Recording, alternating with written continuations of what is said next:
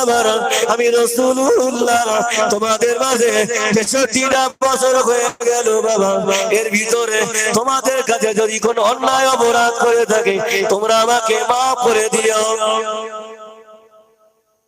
আমাদের আব্বা মা মারা গেলে আমরা ক্ষমা চাই না মানুষের কাছে? আল্লাহ নবী কাঁদতেন, সাহাবারা তোমরা আমাকে মাফ করে দিও।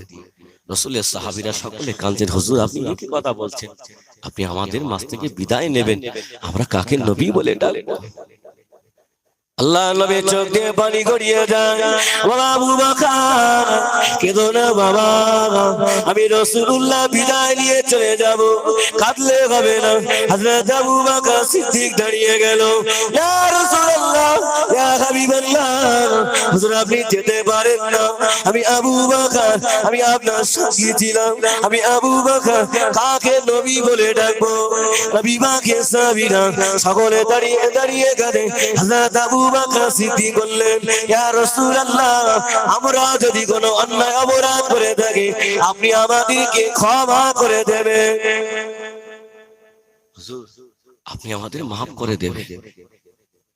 নবী পাকের সাহাবীরা সকলে কাঁদতেন পাগলের মতো। একজন সাহাবা দাঁড়িয়ে গেলেন, হুজুর আপনার সকলে মাফ করতে পারে সব সাহাবা, আমি সাদ ইবনে আবি ওয়াক্কাস আপনাকে ক্ষমা করব। কেন বাবা? ইয়া রাসূলুল্লাহ আমি আপনার সাথে জিহাদের মাঠে যাচ্ছিলাম, হুজুর আপনি যে উটের পিছনে উটে বসেছিলেন আমি আপনার পিছনে সাদ ইবনে আবি ওয়াক্কাস বসেছিলাম, হুজুর আমার গায়ে জামা ছিল না, আপনি যে চাবুকটা নিয়ে উটকে মারতে গিয়েছিলেন ইয়া রাসূলুল্লাহ ওই চাবুকটা উটের গায়ে না লেগে আমি সাদ ইবনে আবি ওয়াক্কাস আমার পিঠে লেগে গিয়েছিল।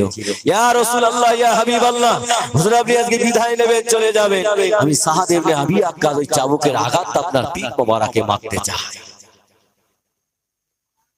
আল্লাহর নবী অবাক হয়ে গেলেন, বাবা সাদ ইবনে আবি ওয়াক্কাস তুমি আমাকে কেন এতদিন বলনি বাবা? আল্লাহ নবী সাহাবা হযরত সাদ ইবনে আবি ওয়াক্কাস বলেছিলেন, ইয়া রাসূলুল্লাহ ইয়া হাবিবাল্লাহ, হুজুর আমি সাদ ইবনে আবি ওয়াক্কাস আমি জানি আপনি ইন্তেকালের আগে আপনি ক্ষমা চেয়ে নেবেন, ইয়া রাসূলুল্লাহ আমি যদি আপনাকে না মানতে পারি আমি ক্ষমা করব না। আল্লাহ নবী সাহাবীরা সকলে কাঁদে। হযরত আবু বকর সিদ্দিক দাঁড়িয়ে গেলেন, এ ভাই সাদ ইবনে আবি ওয়াক্কাস আমার নবীকে মারার কথা বলো না, আমার নবী আব্বা নাই মা নাই, আমার নবী না বলার কেউ নাই, এবার সাদ রে আমি